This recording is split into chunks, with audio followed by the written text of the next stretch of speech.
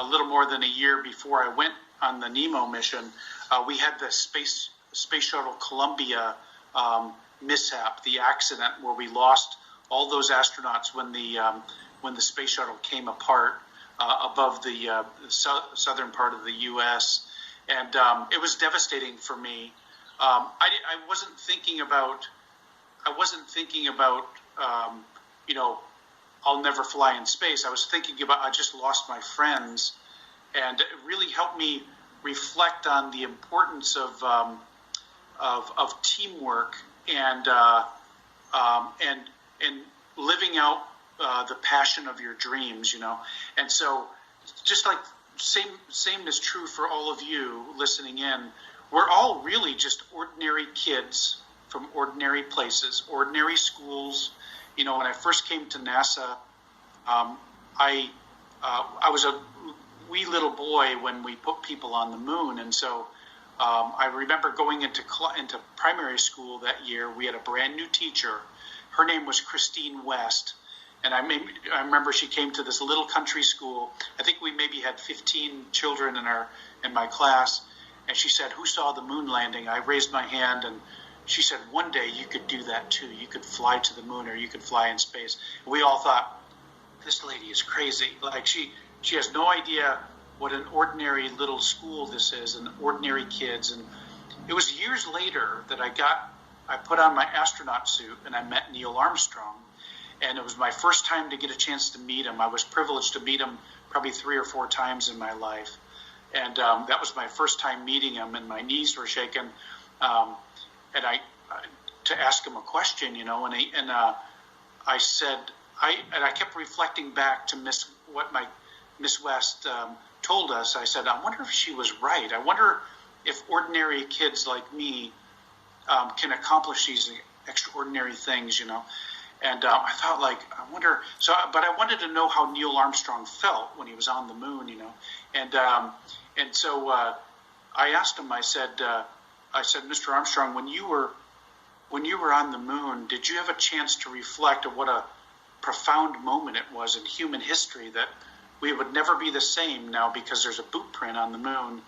And he sort of reflected a little bit. He said, I thought about the engineers that built that rocket. I thought about my teachers, and I thought to myself, how does an ordinary little boy from Wapakoneta, Ohio, that was his hometown, Wapakoneta, Ohio, end up standing on the moon, And he laughed, and we all sort of laughed, and I thought to myself, that's a familiar story, because that's a smaller hometown than my hometown. It's like, we're all just, and help me, that was that in that moment that I realized that Neil Armstrong was just an ordinary kid from an ordinary place.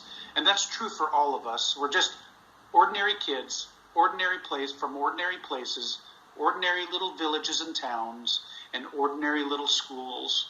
Now, what's extraordinary about us and about all of you is your imagination, where that's carrying you. And so, and the preparation that you make to intersect your life with the extraordinary opportunities. That's the difference. So Neil Armstrong prepared, and he prepared well, and he happened to, in his mind, he was like, he didn't proceed through life as, I'm going to be the first person walking on the moon.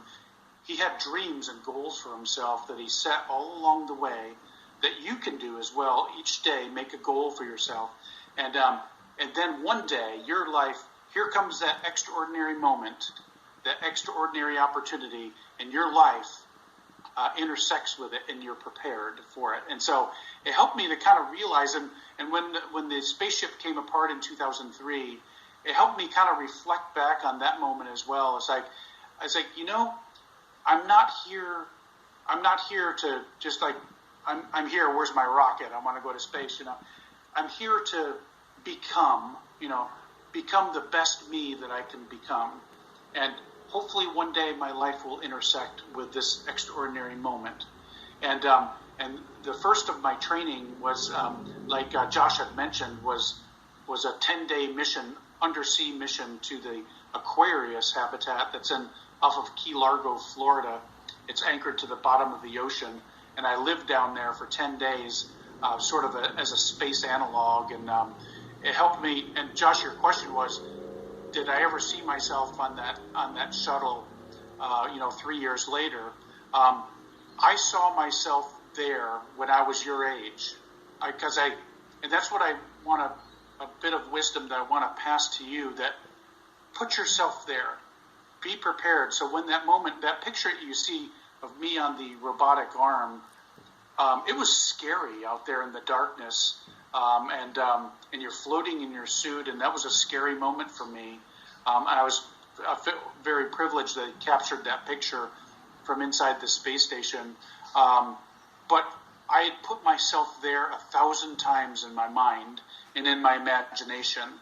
And so I never would have dreamed, Josh, to answer your question, when I was undersea for those 10 days, I was trying to stay in the moment and survive those moments, never thinking to myself, hey, 3 years from now, I'm going to be in space. I never really, although that was my preparation kind of guided that, but when I finally got to that launch pad, let me see if I can, I wanted to show you another picture here. Let's do, I got other pictures I want to show you here. So let's see if we can.